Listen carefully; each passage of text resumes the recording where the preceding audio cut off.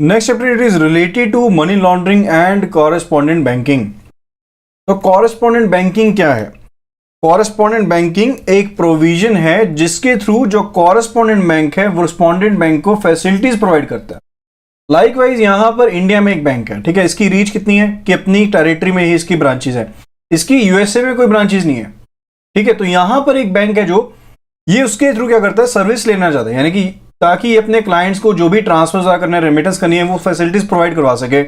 Wire transfer हो सकता है, पे थ्रू अकाउंट हो सकते हैं, चेक क्लियरिंग हो सकती है, तो बहुत सी ऐसी फैसिलिटीज है जो यहां पर इसको चाहिए होंगी, ठीक है। तो एक तो चीज ये है कि यहां पर ये अपनी यूएसए में ब्रांच ओपन कर ले, जो मे भी हो सकता है किसी ना किसी रेगुलेटरी चीज के कारण या फिर और किसी रेगुलेशंस के कारण मे भी पॉसिबल ना हो, तो ये अपनी सर्विसेज को कंडक्ट कर सकता है दूसरे बैंक के थ्रू।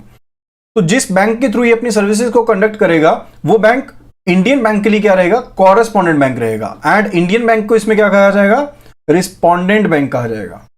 तो Indian bank will be called respondent bank and जो फॉरेन बैंक होगा जो सर्विसेज को प्रोवाइड कर रहा है उसे टर्म किया जाएगा एज कॉरेस्पॉन्डेंट बैंक। ओके, तो ये फैसिलिटीज कैसे हो सकती हैं, कैश मैनेजमेंट की, फंड मैनेजमेंट की, इंटरनेशनल वायर ट्रांसफर हो सकते हैं, ड्राइंग अरेंजमेंट्स हो सकते हैं, डिमांड ड्राफ्ट के लिए मेल ट्रांसफर हो सकती हैं, पेबल थ्रू अकाउंट्स हो सकते हैं, चेक क्लियरिंग हो सकती हैं। तो ये डिफरेंट फैसिलिटीज है जो दी जा सकती हैं। तो यहां पर किन चीजों का ध्यान रखने वाली बात है in the due diligence of correspondent banking, let us look at that. तो सबसे पहले हम बात करें regarding the scope of diligence, क्योंकि अब जो इंटरनेशनल ट्रेड है, इंटरनेशनल क्रॉस बॉर्डर जो ट्रांजैक्शंस है, तो इनका जो कॉम्प्लेक्सिटी है, वॉल्यूम है, वो काफी ज्यादा इंक्रीज हो गया। तो इन चीजों में बहुत ज्यादा इंक्रीज हो रहा है। जैसे जैसे टेक्नोलॉजी में एडवांसमेंट हो रही है, साथ ही साथ जो रियल टाइम ट्रांजैक्शंस हैं वो बहुत ज्यादा इंक्रीज हो रही हैं। पहले क्या होता था, आप ट्रांसफर करते थे 1-2 दिन लगते थे, अब क्या है, आपने ट्रांजैक्शन किया, साथ ही साथ अकाउंट में आपको पैसा मिल जाता है, साथ ही साथ ट्रांसफर हो जाता है। तो क्या हो रहा है, रियल टाइम ट्रांजैक्शंस हो रही हैं, पहली चीज। दूसरी चीज है वॉल्यूम में इंक्रीज हो गया है। थर्ड चीज है यहां पर कॉम्प्लेक्सिटी हो गई है। किन चीजों में, इंटरनेशनल क्रॉस बॉर्डर ट्रांजैक्शंस के बीच में। किस कारण से हुआ है, टेक्नोलॉजी इनोवेशंस के कारण ये चीज हुई है। उसके कारण जो इंटरडिपेंडेंस है बैंक्स की एक दूसरे के ऊपर वो बहुत ज्यादा बढ़ गई है। सो यहीं से तो प्रॉब्लम शुरू होती है। तो बैंक्स को पास सफिशिएंट इंफॉर्मेशन होनी चाहिए रिगार्डिंग कि वो किस तरह का बिजनेस जो है अपने रिस्पॉन्डेंट या फिर कॉरेस्पॉन्डेंट बैंक से करवा रहे हैं या कर रहे हैं। ओके, तो यहां पर अगर कॉरेस्पॉन्डेंट बैंक है, यूएसए में मान लीजिए कॉरेस्पॉन्डेंट बैंक है, तो अगर इसे पता ही नहीं होगा ये जो बैंक के बिहाफ पर काम कर रहा है वो नीडफुली इस काम को कर भी रहे हैं नहीं कर रहा, उसकी एएमएल केवाईसी की पॉलिसीज क्या है, क्या वो इन चीजों का ध्यान रखे या नहीं कर रहा, क्या इसकी आड़ में, इस बैंक की आड़ में ये यूएस वाला बैंक कोई गलत काम ना कर बैठे। तो इस तरह की चीजों को ध्यान में रखना पड़ता है जब हम कॉरेस्पॉन्डेंट बैंक की बात करें। तो आपको यहां पर एक ब्रीफ सा आइडिया मिल गया कि कौन सी चीजें हैं।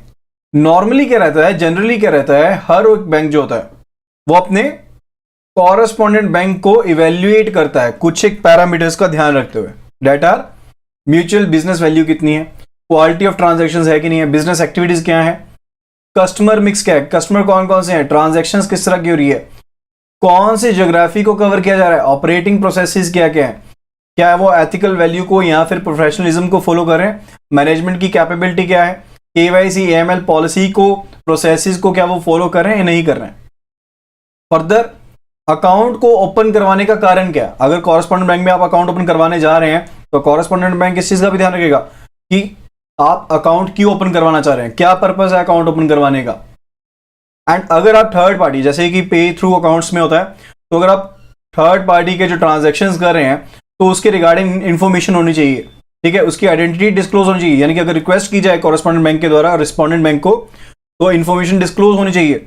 इसी तरह से जो रेगुलेटरी या फिर सुपरवाइजरी फ्रेमवर्क है रिस्पॉन्डेंट बैंक के केस में वो कौन कौन सी हैं। साथ ही साथ कॉरेस्पॉन्डेंट बैंक को इस चीज का भी ध्यान रखना चाहिए कि अगर वो रिक्वेस्ट करता है तो रिक्वेस्ट के ऊपर कस्टमर की profile, transaction data immediately correspondent bank को प्रोवाइड हो।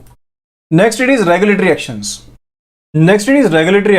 तो रेगुलेटरी एक्शंस के तहत जो बैंक हैं, जो ऊपर जो चीजें देखी उनका तो ध्यान रखना है, साथ में जो बैंक हैं उन्हें इस चीज को निश्चित कर लेना चाहिए, किस इंफॉर्मेशन से, उस इंफॉर्मेशन से जो कि पब्लिकली अवेलेबल है, कि जिस बैंक के साथ वो काम करने जा रहे हैं, यानी कि कॉरेस्पॉन्डेंट बैंक बनाने जा रहे हैं या फिर रिस्पॉन्डेंट बैंक बनने जा रहे हैं, दोनों के केस में ही उसके खिलाफ कोई सीरियस मनी लॉन्ड्रिंग का या फिर टेररिस्ट फाइनेंसिंग की इन्वेस्टिगेशन पेंडिंग ना हो, या फिर कोई रेगुलेटरी एक्शन जो पेंडिंग ना हो। कई कंट्रीज में जो सेंट्रल बैंक्स हैं ऐसी इंफॉर्मेशन को अपनी वेबसाइट्स पर भी डाल के रखते हैं। Next it is establishing new relationship.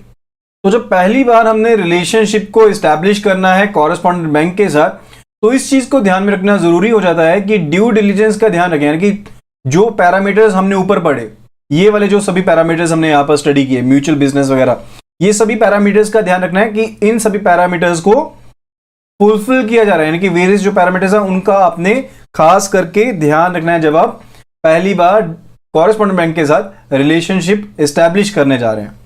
And इस एक्सरसाइज में we should also be covering the search in the bankers almanac, यानी कि जो भी एनुअल रिपोर्ट्स पब्लिश की गई हैं, यानी कि जो भी एनुअल रिपोर्ट्स पब्लिश की गई हैं बैंक के द्वारा, उनको हम अच्छे से स्टडी कर सकते हैं। दैट इज आप जो भी लीगल एंड रेगुलेटरी जो फ्रेमवर्क है केवाईसी है एएमएल का उनकी होम कंट्री में रिस्पोंडेंट बैंक के रिगार्डिंग, लाइकवाइज इंडिया में बैंक है तो इंडिया के बैंक ने क्या करना है, यहां पर कॉरेस्पॉन्डेंट बैंक XYZ है यूएसए में, वहां उसके साथ डील करना है, उसके साथ रिलेशनशिप को एस्टैब्लिश करना है। तो इंडिया का जो बैंक होगा यहां पर जो उसकी एनुअल रिपोर्ट्स हैं, कॉरेस्पॉन्डेंट बैंक की जो एनुअल रिपोर्ट्स हैं उनको स्टडी कर सकता है, ठीक है।